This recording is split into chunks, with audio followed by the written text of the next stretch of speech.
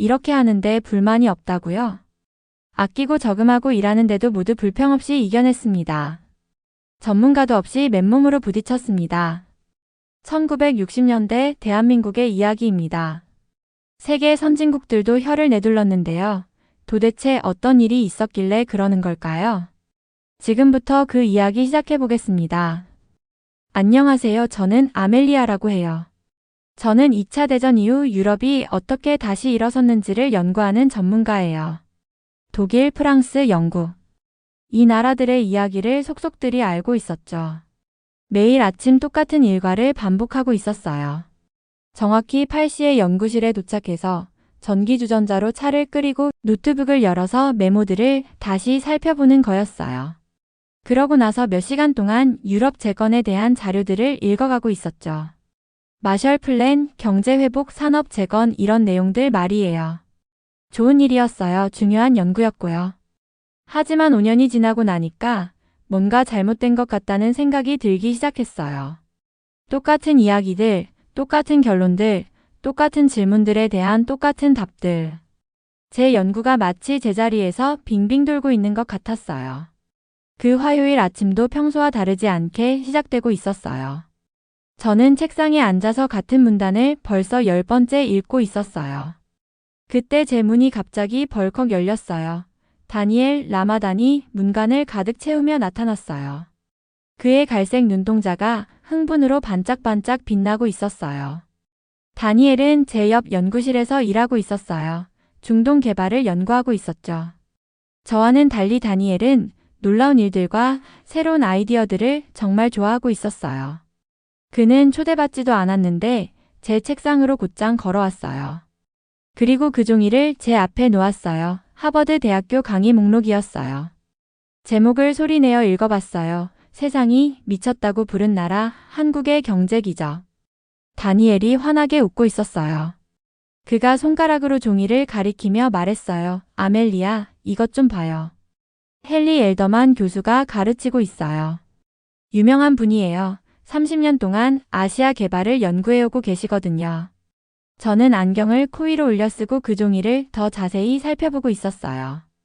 강의 설명에는 불가능한 결정들에 대한 이야기가 나와 있었어요. 모든 규칙을 깨뜨리고도 성공한 나라에 대한 내용이었죠. 한국이요? 제가 말했어요. 그 작은 나라요? 반으로 나뉜 그 나라 말이에요. 한국에 대한 제 지식은 정말 얕았어요. 1950년대에 전쟁이 있었다는 것, 남북으로 나뉘어 있다는 것, 지금은 전자제품을 만들고 있다는 것 정도만 알고 있었어요. 유럽 역사에 대한 제 깊은 지식과 비교하면 한국은 마치 먼 행성 같았어요. 다니엘이 제 책상 모서리에 앉았어요. 서류들이 그의 무게에 바스락거리고 있었죠. 그가 진지한 눈으로 저를 바라보며 말했어요. 이건 다를 수도 있어요. 아멜리아, 뭔가 새로운 거예요. 마지막으로 연구에서 놀라운 걸 발견한 게 언제였어요? 그의 질문이 저를 강하게 때렸어요. 생각해봤어요. 마지막으로 제 연구에서 놀라움을 느낀 게 언제였을까요? 마지막으로 뭔가를 발견하고 하고 감탄한 게 언제였을까요? 기억이 나지 않았어요. 제 작은 연구실을 둘러봤어요. 똑같은 책들, 똑같은 서류들, 똑같은 작은 창문으로 보이는 똑같은 풍경. 제 인생이 제 작업 공간만큼이나 작게 느껴지고 있었어요. 하지만 한국이요? 독일이나 영국 같은 성공한 나라들을 연구하면서 이미 알고 있는 것들 말고 한국이 저에게 무엇을 가르쳐 줄 수 있을까요? 강의는 2주 후에 시작되고 있었어요. 여름 프로그램이었죠. 하버드까지 가야 했어요. 제 안전하고 정리된 세상을 떠나야 했어요. 만약 가서 제가 아무것도 모른다는 걸 발견하게 되면 어떡하죠? 다른 학생들이 저보다 똑똑하면 어떡하고요? 유럽 개발만 이해하고 있는 사람에게 한국의 이야기가 전혀 이해되지 않으면 어떡할까요? 다니엘을 바라봤어요. 그의 흥분은 여전히 식지 않고 있었어요. 그는 이 기회가 특별하다고 믿고 있었어요. 잘 모르겠어요. 저는 조용히 말했어요. 위험할 것 같아요. 다니엘이 일어나서 제 창문으로 걸어가 비를 바라보고 있었어요. 그러고 나서 다시 저를 향해 돌아섰어요. 아멜리아, 5년 동안 똑같은 걸 연구해오고 있잖아요. 유럽 재건에 대해서는 모든 걸 알고 있고요. 이제 완전히 다른 걸 배울 때가 된 것 같아요. 다니엘이 떠난 후 저는 연구실에 혼자 앉아 있었어요. 그 종이가 책상 위에 마치 도전장처럼 놓여 있었어요. 한국, 제가 거의 이해하지 못하는 나라, 한 번도 공부해 본 적이 없는 이야기. 제 연구에 대해 생각해 봤어요. 유럽 회복에 대한 수많은 페이지들. 똑같은 패턴들, 똑같은 결론들, 똑같은 안전한 답들. 그러고 나서 뭔가 다른 걸 상상해 봤어요. 새로운 아이디어들로 가득한 교실. 한 번도 들어본 적 없는 이야기들, 한 번도 해본 적 없는 질문들. 제 심장이 빨리 뛰기 시작했어요. 이런 느낌은 처음이었어요. 무섭기도 하고 흥미진진하기도 했어요. 종이를 다시 한번 집어들었어요. 엘더만 교수의 이름이 저를 바라보고 있었어요. 30년 동안 제가 거의 아무것도 모르는 분야를 연구해온 분이었어요. 아마 다니엘 말이 맞을지도 모르겠어요. 완전히 다른 뭔가를 시작할 때가 된 것 같았어요. 노트북을 열었어요. 하버드 여름 프로그램 웹사이트를 찾았어요. 제 손가락이 지원 버튼 위에서 맴돌고 있었어요. 한 번의 클릭이 저를 작고 안전한 세상에서 벗어나게 할 거였어요. 깊게 숨을 들이쉬고 클릭했어요. 하버드 대학교는 마치 성 같아 보였어요.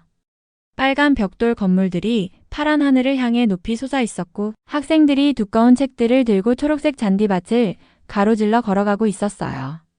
강의실 밖에서 가죽 가방을 가슴에 꽉 안고 서 있었어요. 손에는 땀이 나고 있었고 심장이 귓가에서 북처럼 쿵쾅거리고 있었어요.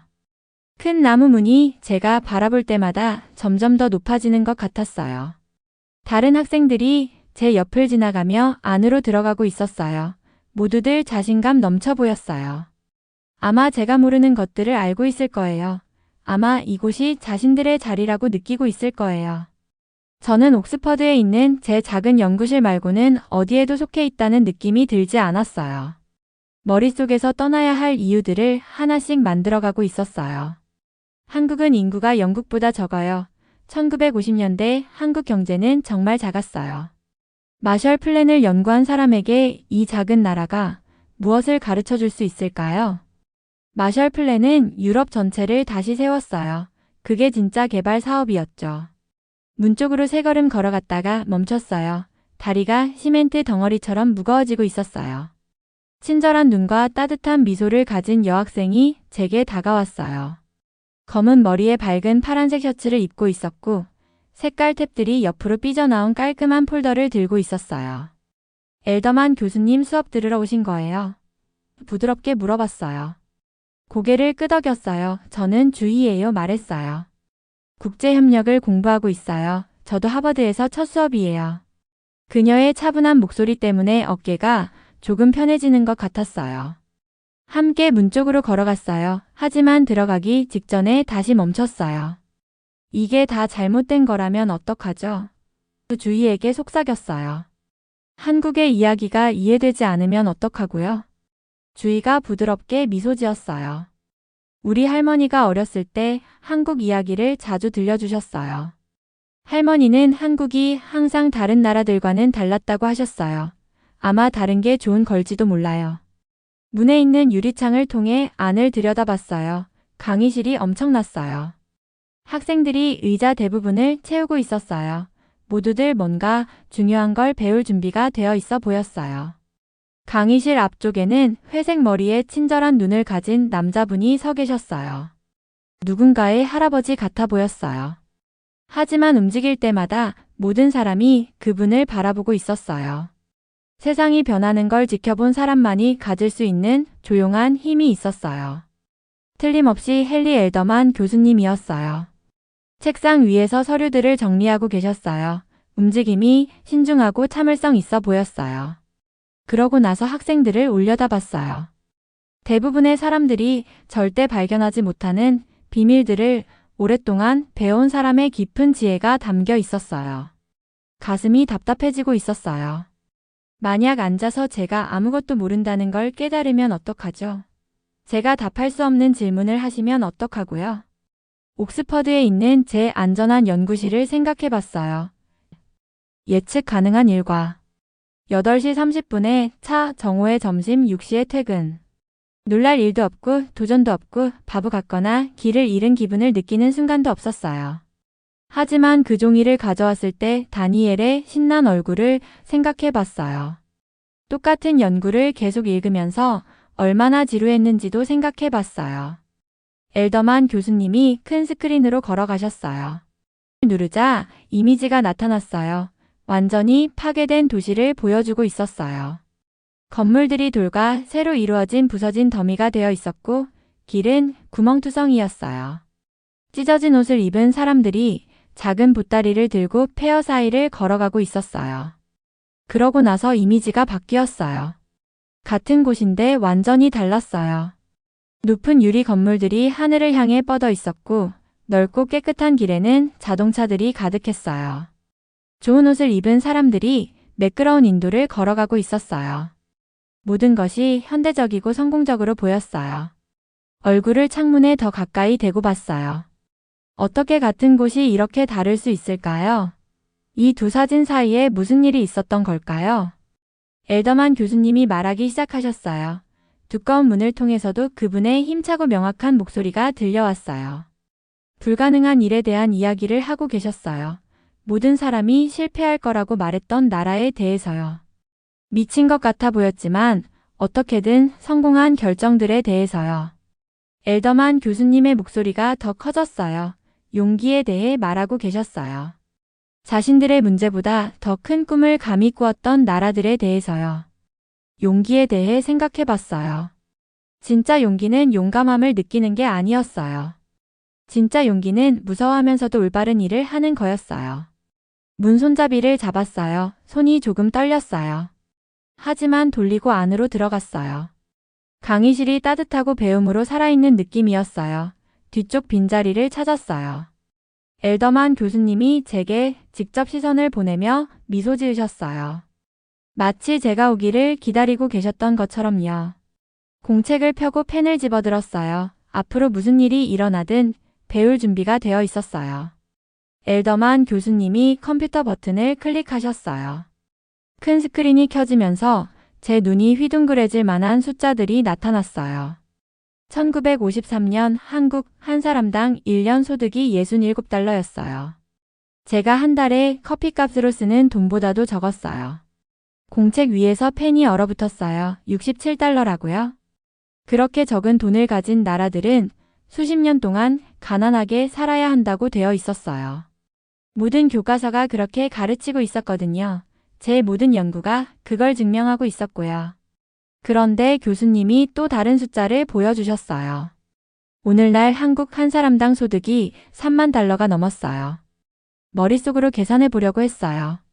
400배가 넘게 늘어난 거였어요. 단 60년 만의 말이에요.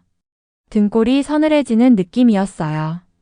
이건 제가 나라들이 어떻게 발전하는지에 대해 배운 것과 전혀 맞지 않았어요. 교수님이 우리가 모두 무슨 생각을 하고 있는지 정확히 아신다는 듯이 미소를 지으셨어요. 그러고 나서 모든 걸 바꿔버린 세 단어를 말씀하셨어요. 세 가지 미친 결정. 첫 번째 미친 결정이 스크린에 나타났어요. 높은 굴뚝에서 연기가 피어오르는 거대한 제철소 사진이었어요. 포항제철소였어요. 한국에 철강석도 없고 석탄도 없고 그걸 살 돈도 없던 1960년대에 지어진 거였어요. 손이 저절로 메모를 하기 시작했지만 머릿속은 비명을 지르고 있었어요. 원료 없이는 제철소를 지을 수 없어요. 모든 경제학 책이 그렇게 말하고 있었거든요. 모든 개발 전문가들이 아는 기본 규칙이었어요. 밀가루 없이 빵을 굽겠다는 것과 같았어요. 하지만 어쨌든 해냈어요. 독일에서 돈을 빌렸어요. 옛날 전쟁 피해에 대한 일본 돈을 썼어요. 심지어 자기네 가난한 국민들에게 동전을 항아리에 모아달라고 부탁했어요. 어떻게든 제철소를 한 조각씩 지어냈어요. 두 번째 미친 결정은 더욱 말이 안 됐어요. 서울에서 부산까지 고속도로를 만든 거였어요. 428km의 완전히 고든 길이었어요. 나라 전체의 자동차가 28,000대밖에 없던 1968년에 지은 거예요. 메모하던 손을 멈췄어요. 펜이 손에서 무거워지는 것 같았어요. 나라 전체의 자동차가 28,000대라고요. 영국에 있는 제 고향 마을에도 그것보다 자동차가 많았어요. 왜 그렇게 적은 자동차를 위해 거대한 고속도로를 만들까요? 사막에 수영장을 만드는 것 같았어요. 하지만 교수님이 그 다음에 무슨 일이 일어났는지 보여주셨어요. 고속도로를 만든 후에 모든 게 바뀌었어요. 물건이 더 빨리 움직였어요. 사업이 더 크게 자랐어요. 더 많은 사람들이 자동차를 샀어요. 미쳤다고 생각했던 그 고속도로가 한국 성장의 뼈대가 되었어요. 세 번째 미친 결정은 제 머리를 완전히 깨뜨려 버렸어요. 수출할 게 아무것도 없는 나라에서 수출 단지를 만든 거였어요. 1960년대 한국은 세계에서 가장 가난한 나라 중 하나였어요.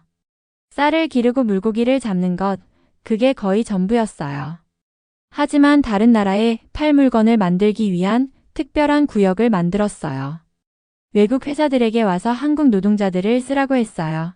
세금도 없고 인건비도 싸다고 약속했어요. 모든 사람이 이건 불가능하다고 생각했어요. 만들 것도 없는데 어떻게 수출을 하죠? 더 이상 아무것도 이해되지 않았어요. 제가 5년 동안 공부한 모든 원칙들이 오래된 과자처럼 부서지고 있었어요. 그 다음에 정말 제 이해를 완전히 무너뜨린 부분이 나왔어요. 한국 사람들 자체도 미친 일들을 했다는 거였어요. 쌀 먹기를 그만뒀어요. 수천 년 동안 쌀이 주식이었는데 말이에요. 하지만 정부가 보리와 다른 싼 곡식을 대신 먹어달라고 부탁했어요. 쌀을 수입하는 데 드는 돈을 아끼기 위해서였어요. 그런데 사람들이 정말로 들었어요. 수백만 명의 사람들이 나라를 돕기 위해 먹는 걸 바꿨어요. 없는 돈을 저축했어요. 가난한 가정들이 동전을 항아리에 넣었어요. 아이들이 도시락 값을 모았어요. 나라의 저축률이 20%가 되었어요. 5달러 중에 1달러가 음식이나 옷을 사는 대신 저축으로 들어갔다는 뜻이에요. 가난한 사람들이 어떻게 20%를 저축할 수 있었을까요?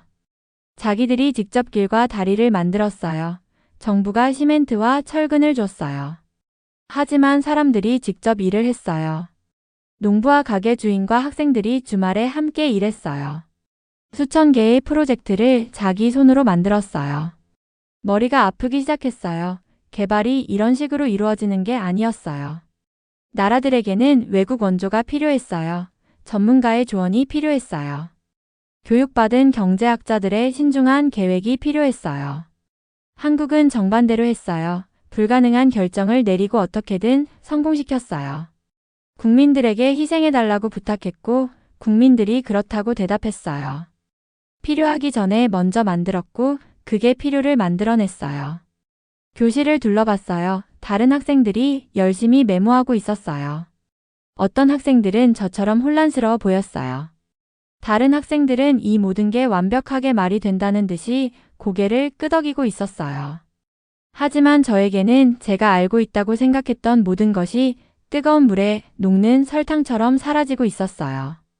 교수님이 마지막 이미지를 올리셨어요. 한국의 놀라운 여정을 보여주는 그래프였어요. 1953년에 원조를 받던 나라에서 2009년에 원조를 주는 나라가 되었어요.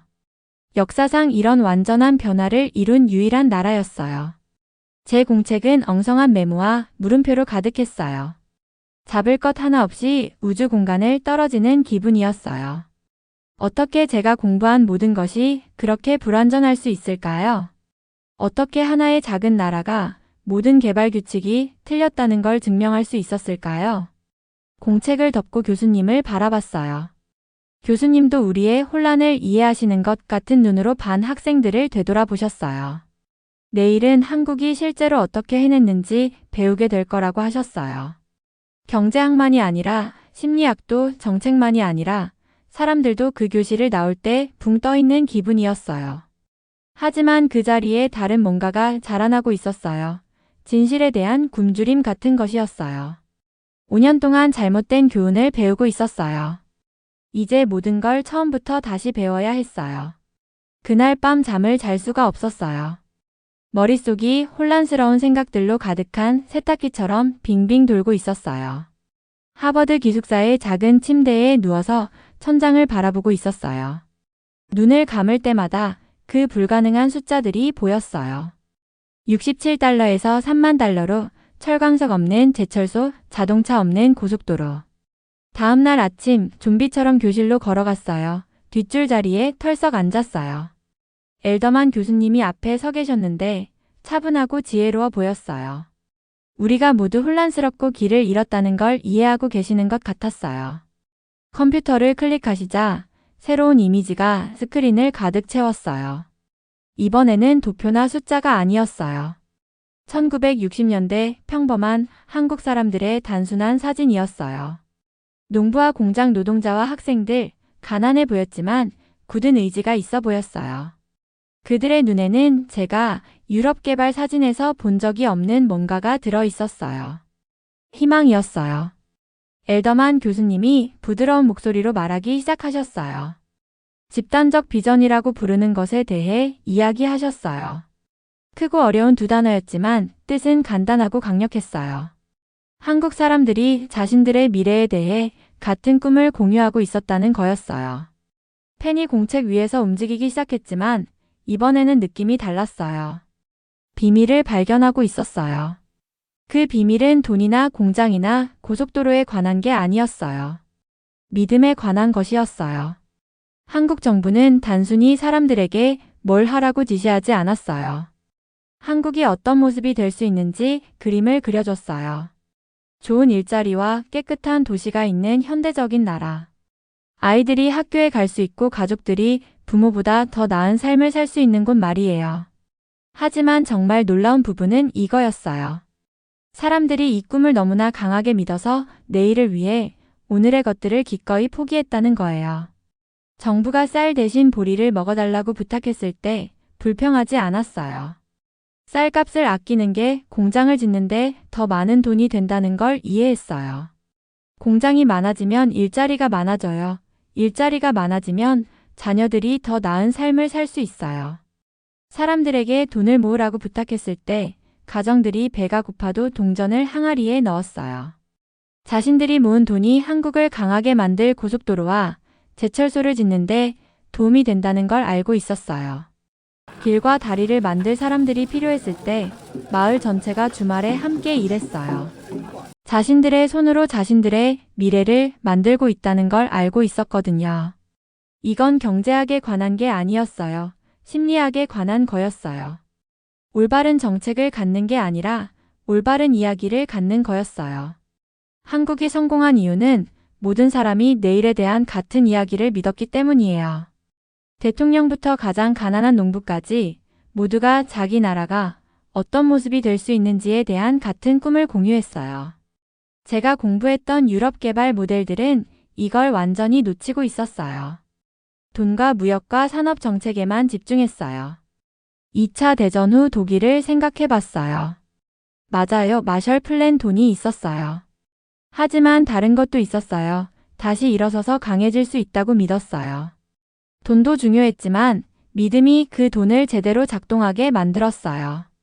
산업혁명 시대 영국을 생각해 봤어요. 석탄과 철과 동력을 위한 강이 있었어요. 하지만 기계가 세상을 바꿀 수 있다고 믿는 사람들도 있었어요. 자원도 중요했지만 믿음이 그 자원을 강력하게 만들었어요. 한국에는 천연 자원이 없었어요. 석탄도 철도 석유도 없었어요. 하지만 땅에서 나오는 어떤 것보다도 더 소중한 걸 가지고 있었어요. 같은 불가능한 꿈을 믿는 3천만 명의 사람들이 있었어요. 교수님이 마지막 이미지를 보여주셨어요. 오늘날의 한국. 하늘을 향해 뻗은 높은 건물들. 현대적인 도시들을 연결하는 빠른 기차들, 컴퓨터와 스마트폰을 가진 학생들. 전 세계 사람들이 사고 싶어하는 자동차와 전자제품을 만드는 공장들. 하지만 가장 놀라운 건 건물이나 기술이 아니었어요. 한국 사람들의 얼굴이었어요. 자랑스럽고 자신감 넘쳐 보였어요. 자신들과의 약속을 지켰어요. 이제 모든 게 다르게 보였어요. 그 오랜 세월 유럽 재건을 공부하면서 저는 잘못된 것들에 집중하고 있었어요. 하지만 가장 중요한 재료를 놓쳤어요. 공유된 믿음의 힘을 놓쳤어요. 제 자신의 이야기를 생각하고 있었어요. 제 미래에 대해 뭘 믿고 있을까요? 어떤 불가능한 꿈을 위해 기꺼이 희생할 용의가 있을까요?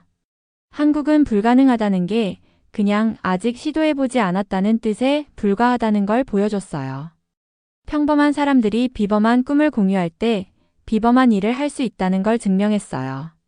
새로운 연구 제안서를 쓰기 시작했어요. 이번에는 유럽 재건에 관한 게 아니었어요. 변화의 심리학에 관한 거였어요. 나라와 사람들이 현재 현실보다 더 큰 뭔가를 감히 믿을 때 어떻게 변하는지에 대한 거였어요. 아이디어들이 터진 댐처럼 머릿속에서 쏟아져 나왔어요. 수년 만에 처음으로 제 일에 대해 정말 흥미진진한 느낌이었어요. 한국은 저에게 새로운 지식 이상을 줬어요. 그리고 저는 그 이야기를 살아갈 준비가 되어 있었어요. 오늘의 영상은 여기까지입니다. 오늘의 사연 재밌게 보셨다면 좋아요와 구독 부탁드릴게요.